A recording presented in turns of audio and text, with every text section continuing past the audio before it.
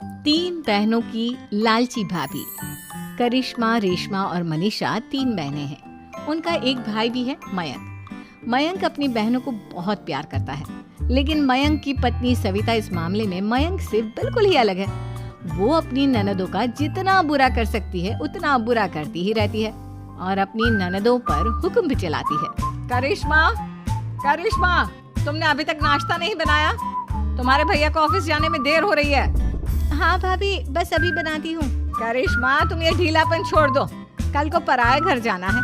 वहाँ अगर तुम इस तरह से काम करोगी तो लोग क्या कहेंगे कि माँ ने और भाभी ने कुछ सिखाया नहीं। और तुम्हारी दोनों बहनें कहाँ है? रेशमा मार्केट गई है और मनीषा सो रही है। क्या? सुबह के 8 बज रहे हैं और ये महारानी अभी भी सो रही है? ये कहते हुए सविता अपनी सास दुर्गा देवी के पास जाती है। माँ जी, देख रही हो अपनी बेटियों के तौर तरीके? क्या हुआ बहू, सुबह सुबह क्या कर दिया मेरी बेटियों ने? अरे एक तो अभी अभी उठकर किचन में गई है, दूसरी सुबह सुबह बाहर चली गई और तीसरी अभी तक सो रही है। क्या करूं मैं इन तीनों का, मैं तो परेशान हो गई हूँ। जा जाकर उठा उसे और रेशमा से मैं बात करती हूँ। सविता सीधा मनीषा के कमरे में जाती है और उससे कहती है, महारानी जल्दी उठो, सूरज सर पर आ गया है। भाभी थोड़ी देर और सोने दो ना, मैं रात को लेट सोई थी। वो क्या ना यूनिट टेस्ट चल रहे हैं। शराफत से उठती है या नहीं, या फिर पानी की भरी बाल्टी डालूं तेरे ऊपर? नहीं भाभी, मुझे बिस्तर में नहीं लाना, उठती हूँ मैं। मनीषा जल्दी से उठकर बाथरूम में चली जाती है। सभी आराम से बैठकर नाश्ता कर रहे होते कि तभी रेशमा बाजार से हाथ में सामान लिए आ जाती है। रेशमा को देखते ही सविता उस पर बरस पड़ती है। लो, आ गई महारानी। ऐसा भी क्या सामान लाना था जो सुबह आंख मलते ही बाजार की तरफ रवाना हो गई?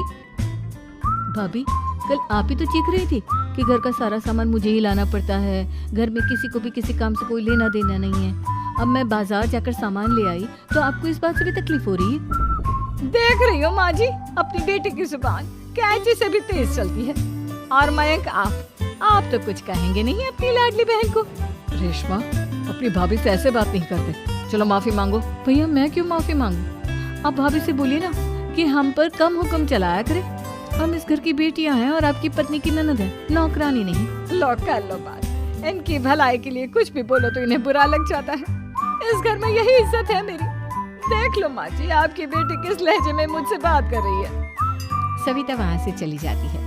मयंक को बहुत गुस्सा आता है, वो भी वहाँ से चला जाता है। फिर करिश्मा रेशमा को समझाती है, रेशमा, तुम्हें भाभी से माफी मांग लेनी चाहिए थी ना।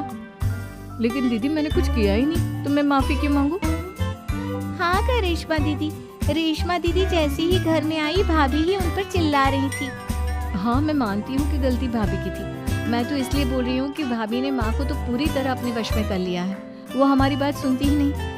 मयंक भैया हमारे लिए हमेशा खड़े रहते हैं, इसलिए उनकी बात का मान तो तुम्हें रखना चाहिए था ना।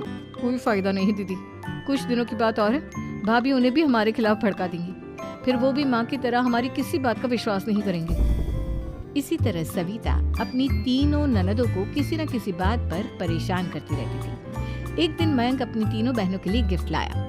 क्या रेशमा, ये तुम्हारे लिए हार का सेट। रेशमा, तुम्हारे लिए सुंदर सी ड्रेस। और मनीषा, तुम्हें किताबें पसंद है ना, तुम्हारे लिए किताबें लाया हूँ।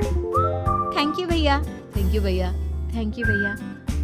करिश्मा, तुम्हारा नेकलेस कितना सुंदर है, ये भैया कहाँ से ले आए होंगे? मैंने भैया को 3 दिन पहले फोन पर ये डिजाइन दिखाया था और आज भैया ये ले आए। सविता तो अपनी ननदों के गिफ्ट्स देखकर जल गई और करिश्मा का नेकलेस तो उसे भी बहुत पसंद आया था। अपनी बहनों के लिए कितना अच्छा नेकलेस लेकर आए हैं, मुझे कभी कोई गिफ्ट नहीं दिया। मैं आज ही ये हार चुरा लूं। रात में सविता करिश्मा का हार चुरा लेती है और इसी तरह उसे अपनी ननदों की जो भी चीज अच्छी लगती वो उसे मांगती नहीं, बल्कि रात के अंधेरे में चुरा लेती। इसी तरह दिन बीतते गए और सविता ने मयंक के दिल में भी उसकी बहनों के लिए नफरत पैदा कर दी। एक दिन मयंक ने करिश्मा और रेशमा के लिए रिश्ता देखा और ये बात उसके घर में सबको बताई। माँ, करिश्मा और रेशमा के लिए बहुत अच्छा रिश्ता आया है, वो लोग कल इन्हें देखने आ रहे हैं। आप और सविता मिलकर सारी तैयारी कर लेना। ये सुनकर करिश्मा और रेशमा खुश हो जाती है, लेकिन सविता सोचती है, अगर इन दोनों बहनों की शादी हो गई तो घर और बाहर का काम कौन करेगा? मनीषा तो एक नंबर की कामचोर है, उससे तो किसी बात की उम्मीद लगाना ही बेकार है। मुझे इस शादी को रोकना होगा। अगले दिन सभी लड़के वालों के स्वागत की तैयारी करने में लगे होते हैं। तभी मयंक अपनी बहनों से आकर कहता है, तैयार हो गई तुम दोनों? देखो दोनों लड़के बहुत अच्छे हैं, मैं कोई कसर नहीं छोड़ना चाहता, इसलिए तुम उनके सामने अच्छे से बिहेव करना और अपनी भाभी से लड़ने मत लग जाना। करिश्मा, तुम वो नेकलेस पहन लो ना जो मैं तुम्हारे लिए लाया था। भैया मैं बहुत देर से वो नेकलेस ढूंढ रही हूँ, लेकिन मुझे मिल ही नहीं रहा। क्या तुमने नेकलेस खो दिया? तुम्हें पता भी है वो कितना महंगा था? तुम कोई काम ढंग से नहीं कर सकती। मयंक गुस्से में वहां से चला जाता है। थोड़ी देर बाद लड़के वाले भी आ जाते हैं। वो दोनों बहनों को पसंद कर लेते हैं और रिश्ता पक्का हो जाता है। लेकिन सविता के दिमाग में तो कुछ और ही खिचड़ी पक रही थी। वो पंडित जी के पास करिश्मा की कुंडली लेकर जाती है और उन्हें पैसे देकर करिश्मा की कुंडली बदलवा देती है। जब लड़के वालों के पास करिश्मा की कुंडली जाती है तो वो दुर्गा को फोन करते हैं। बहन जी, हमने करिश्मा की कुंडली अपने पंडित जी को दिखाई थी। आपकी बेटी की कुंडली नहीं बल्कि दोषों का पिटारा है। देखिए, मैं और मेरे पति इन सब बातों में बहुत विश्वास करते हैं, इसलिए हम आपकी बेटी से अपने बेटे की शादी नहीं करा सकते। इस तरह करिश्मा का रिश्ता टूट जाता है और सभी घर वालों को बहुत दुख होता है। अब कविता सोचती है, चलो करिश्मा का तो रिश्ता टूट गया, अब रेशमा का भी रिश्ता तोड़ना है। क्या करूं? अब सविता आवाज बदलकर किसी अननोन नंबर से रेशमा के होने वाले ससुराल में फोन करती है। हेलो, मैं कौन हूँ कौन नहीं ये आपके लिए जानना जरूरी नहीं। बस इतना सुन लो कि रेशमा का 2 साल से किसी के साथ अफेयर चल रहा है। बस रेशमा का रिश्ता तोड़वाने के लिए सविता का इतना कहना काफी था। अब रेशमा का भी रिश्ता टूट गया। मयंक और दुर्गा देवी ने रेशमा को खूब खरी खोटी सुनाई और उससे बार बार उस लड़के के बारे में पूछने लगी। आप दोनों मुझे क्यों परेशान कर रहे हो? अरे कोई लड़का होगा मेरी लाइफ में तो मैं बताऊंगी ना। जब कोई है ही नहीं तो कहाँ से लाऊं मैं कोई लड़का? तो तेरे होने वाले ससुराल वालों को फोन किसने किया था? माँ, मैं नहीं जानती किसने फोन किया था, मैं सच कह रही हूँ। मैं तो पहले ही कह रही थी इसकी लगाम खींच कर रखो, लेकिन मेरी सुनता ही कौन है। आप चुप रहिए भाभी, ये सब आपका ही किया धरा है। अब तीनों बहनों को विश्वास हो जाता है कि ये सब उनकी भाभी ही कर रही है। तीनों बहनें अपनी भाभी को सबक सिखाने के लिए एक वकील कर लेती हैं और घर में हिस्सा मांगती। देखो भैया, माँ बाप की जायदाद में जितना बेटों का हक होता है उतना ही बेटियों का, इसलिए इस घर के 4 हिस्से होंगे और हमें अपना हिस्सा चाहिए। मैंने तुम्हारे लिए क्या क्या नहीं किया और तुम इस घर में हिस्सा मांग रही हो?